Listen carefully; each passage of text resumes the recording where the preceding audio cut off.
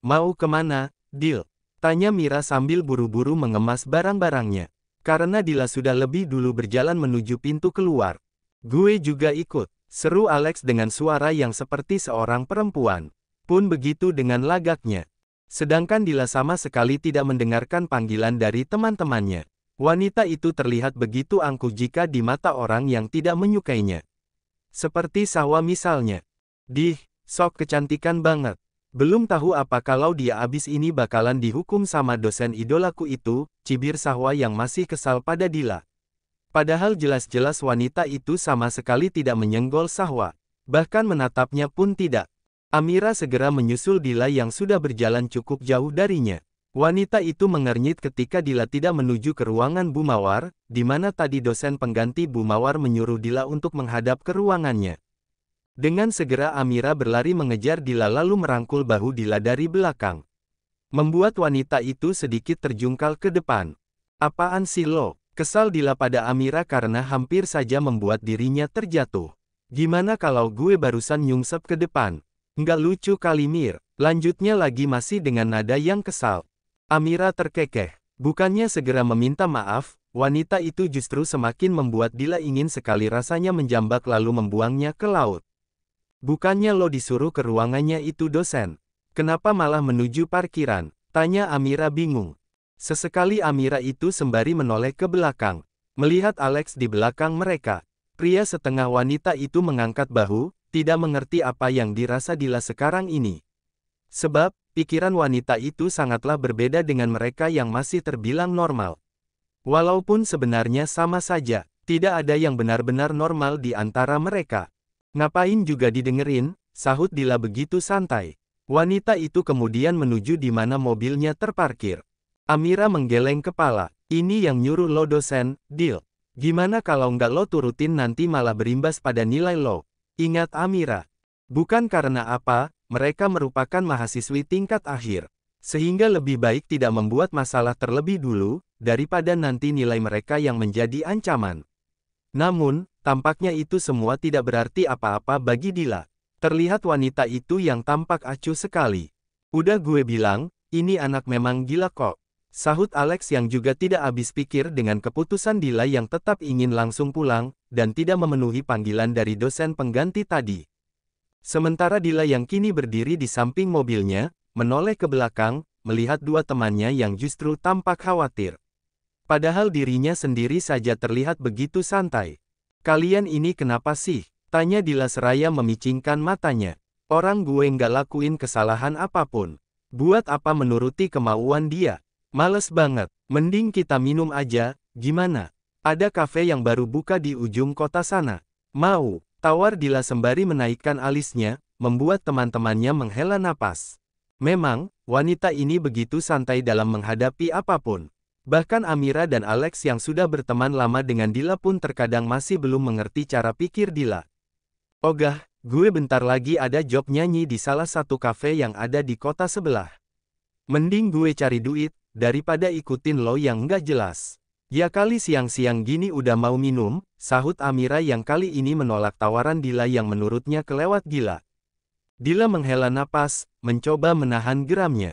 Lalu di detik selanjutnya wanita itu mendorong kepala Amira dengan jemarinya ke belakang. Siapa juga yang mau minum alkohol, bego? Gue mau minum cappuccino doang. Udah puasa alkohol gue mulai sekarang, ujar Dila begitu yakin.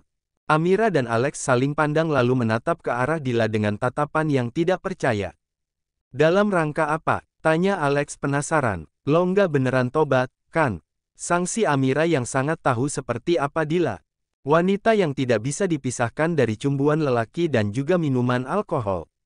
Dila tersenyum dan menatap penuh arti ke arah mereka berdua. Lalu wanita itu mendekatkan kepalanya. Dalam rangka biar bibit yang ada di dalam perut gue segera jadi janin, bisik Dila yang benar-benar terdengar begitu gila sekali di telinga mereka, sementara itu di ruangannya Kendra tengah menunggu kedatangan Dila yang tadi sempat dia suruh untuk mampir ke ruangannya. Namun, hingga jam 2 siang, wanita itu sama sekali tidak memunculkan batang hidungnya. Membuat Kendra menggeleng kepala dengan sikap wanita itu. Dia benar-benar ingin bermain denganku, ujar Kendra tersenyum penuh arti. Tentu saja, Kendra tahu betul jika Dila tengah berpura-pura tidak mengenali dirinya, karena tadi dia sempat melihat Dila yang sedikit kaget ketika melihat dirinya masuk ke dalam kelasnya. Oke, masih ada waktu yang sangat panjang, Nona, ujarnya kemudian yang sudah menyiapkan rencana untuk menjebak kucingnya agar tidak kabur dalam genggamannya lagi. Entah mengapa Kendra merasa tertarik sekali dengan mahasiswi mamanya tersebut.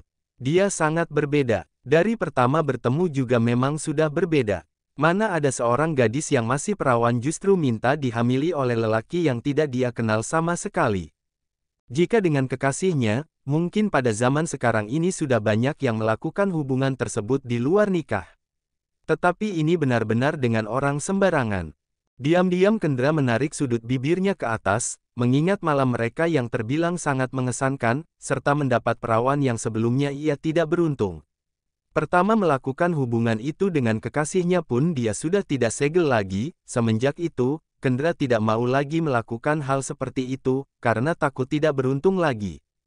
Karena yang ditunggu tidak datang, Kendra pun memutuskan untuk pulang saja dan menemani mamanya yang sedang dirawat di rumah sekarang ini, karena tadi sebelum ia berangkat ke kampus, mamanya minta untuk dibawa pulang saja, sehingga rawat jalan di rumah, karena merasa lebih nyaman berada di sana, daripada di rumah sakit. Di mana bau obat yang sangat kentara sekali. Suasana di kampus juga sudah mulai sepi. Beberapa kali Kendra menggeleng kepala.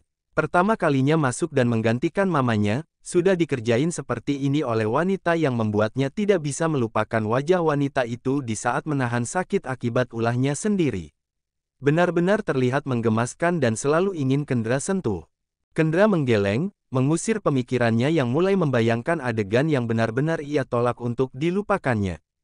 Sadar Ken, sadar, dia anak mahasiswi mamamu, jangan berbuat yang aneh-aneh. Lagian kamu juga sudah dibayar, nggak perlu lagi minta pertanggungjawaban, ujar Kendra bermonolog sendiri. Tapi bikin dia meminta pertanggungjawaban kepadamu, lanjutnya lagi dengan seringai di bibirnya. Kendra pun dengan segera menuju ke motor spotnya, mengambil helm yang berada di atas tangki motor lalu kemudian naik. Sebelum menarik tuas, ada dering yang berasal dari ponselnya yang menandakan kalau ada panggilan masuk ke nomornya. Pria itu pun mengurungkan dan lebih memilih untuk mengangkat telepon dari temannya. Ada apa, Bi? Tanya Kendra setelah menggeser tombol berwarna hijau ke arah samping. Petik 2, petik 2. Oke, aku akan ke sana, tapi nggak bisa lama. Soalnya mama sakit dan sendirian di rumah, ujar Kendra menyahut ucapan dari lawan bicaranya yang berada di seberang sana. Pria itu pun melanjutkan apa yang sempat tertunda tadi. Lalu melajukan motornya ke alamat yang disebutkan oleh Biru, teman lamanya yang mengajak Kendra untuk bertemu di kafe miliknya. Kebetulan juga ini hari ketiga kafe itu buka dan Kendra memang belum sempat ke sana.